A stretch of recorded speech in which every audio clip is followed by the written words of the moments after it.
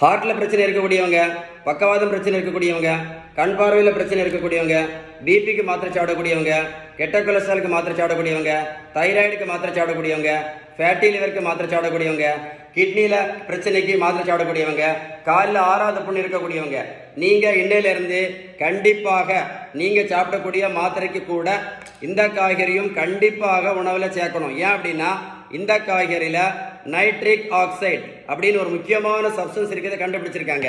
இந்த nitric oxide என்ன பண்ணுது அப்படின்னா நம்ம இரத்த குழாய்கள் இருக்கு பார்த்தீங்களா, சுருங்காமல் இருப்பதற்கு அதுக்கு பேர் வேசோடைல இருப்பதற்கு ரொம்ப ரொம்ப ரொம்ப பிரயோஜனம் கண்டுபிடிச்சிருக்காங்க. அதனால கையில் ரிக்வெஸ்டா சொல்றேன், இந்த வீடியோ நீங்க ஷேர் பண்ணீங்கன்னா இந்த வேர்ல்டுல நிறைய பேருக்கு யூஸ்ஃபுல்லா இருக்கும். மறக்காம ஷேர் பண்ணுங்க, ஓகேவா? இந்த பெரியவங்களுக்கு பாருங்க 42 கிலோ வெயிட் குறைச்சிருக்கேன், 128 86 கிலோ. புரோட்டீன் பவுடரும் கொடுக்கல, மாத்திரையும் கொடுக்கல, ஜூஸும் கொடுக்கல, ஊசியும் போடல. இந்த பெரியவங்களை போய் நான் ரோட்ல போய் நான் ஓடக்கும் சொல்லல.